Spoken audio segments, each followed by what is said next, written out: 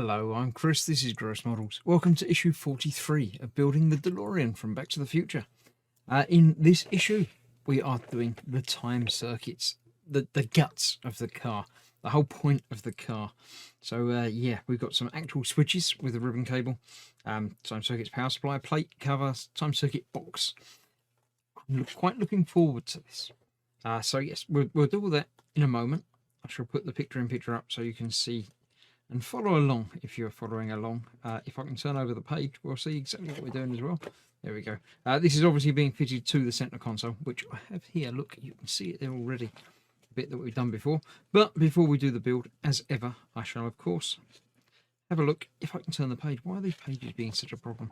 We'll look through the magazine itself. Behind the scenes, we've got more restaging the Enchantment Under the Sea dance for Back to the Future Part 2, because they obviously went back to the past in the future to do it again. So yeah, all very good.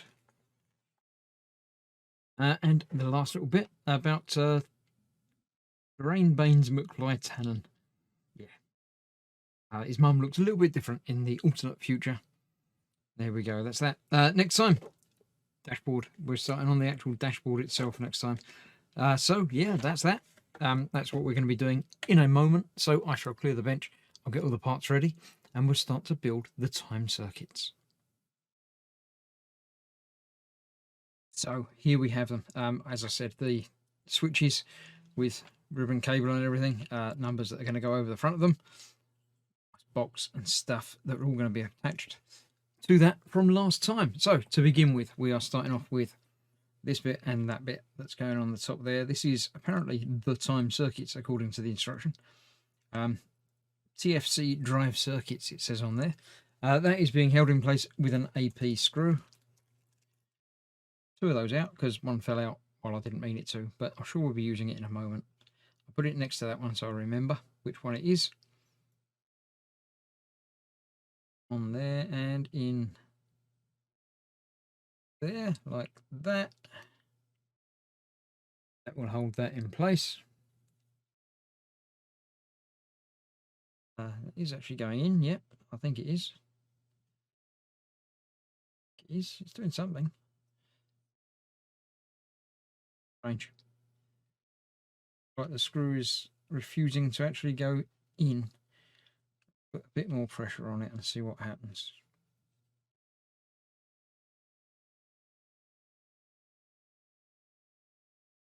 Yeah, that's strange. That's sort of going round and round, but not actually going in.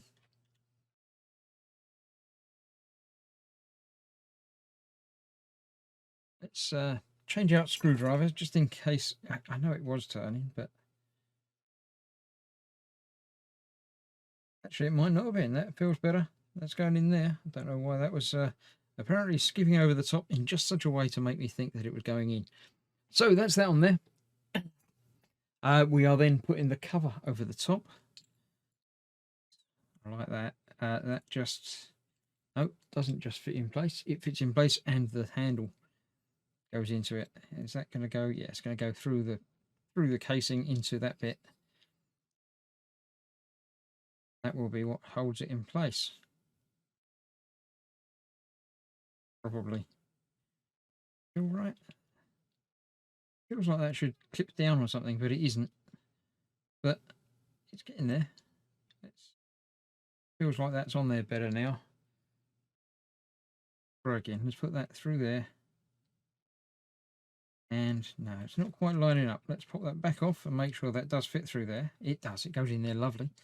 So it must just be that it's not quite lined up. Why would that be? There's a little rough bit along there. Might be causing a problem.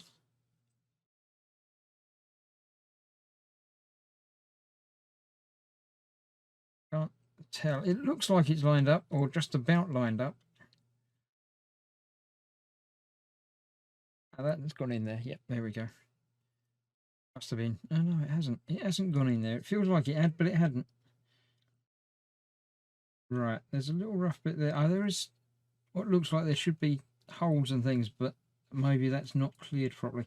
I shall investigate that and sort that out in a moment. First of all, I'm going to put the reset button down in there. That goes on there. Okay. Right. So if I'm doing that in a moment, we'll worry about that momentarily. We've got this panel, which we're using AP screws. I knew there'd be another one, or another two, in fact. Oh, and I'm juggling things around. We'll get there. We'll get there in the end. I'll put that one back in there because I don't think I need that one. Right, that's what I need to sort out in a bit. But first of all, we're going to attach this to that. Make sure you get that the right way round. Those are going lower on that side. Just like that, and the screws go from the front. So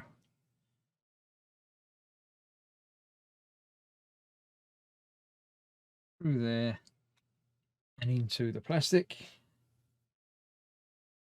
Obviously making sure you get the cable coming out the correct side.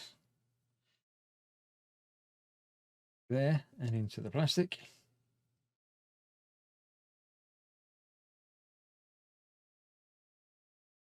Button that down. And all of that will fit onto here. Now this is a little bit different to the pictured version. It hasn't got the dividers between it, but I don't think that that's 100% necessary anyway. That's going on there. What screws have we got? More AP screws to go through there to hold that in place.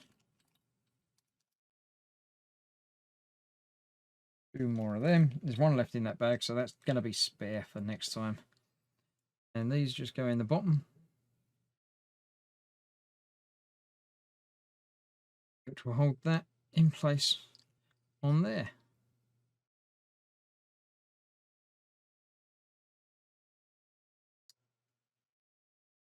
And there we go. That's what those combined assemblies look like, except for that. So before I turn over the page and carry on with the next bit, I'm going to see about getting this fitted on there. So I shall see you in just a moment.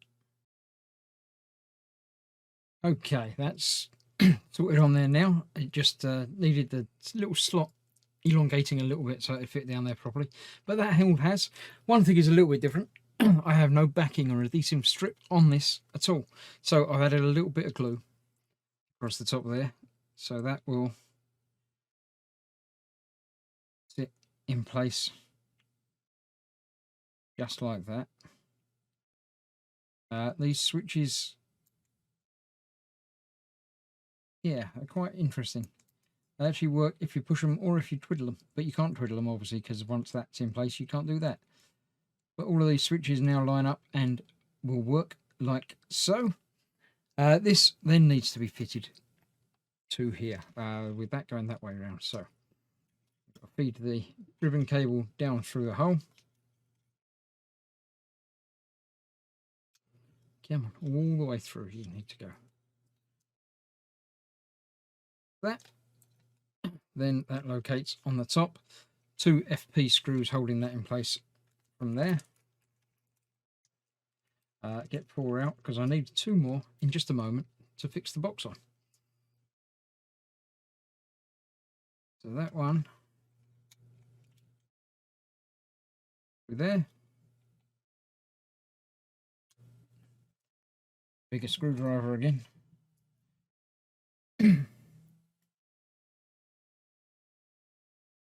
That one through there.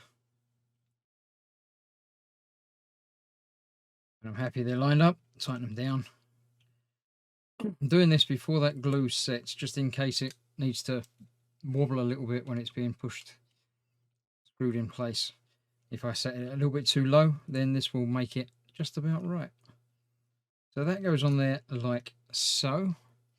Then we have the box, which is held in place with 2 more screws. So that just goes onto there. Again, only go the one way around because of the little notch. That one in there.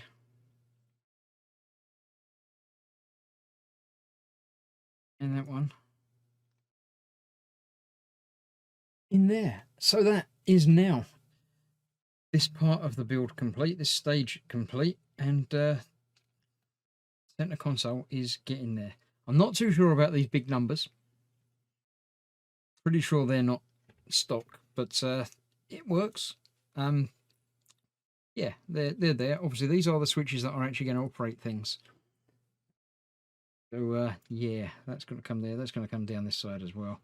And everything's going to come out the bottom just down there. So there we have it. All high voltage, ready to go and sorted out. So that is that. That is the end of this stage. Thank you very much for joining me for the build. I'll see you soon. Thanks for watching. Bye bye for now.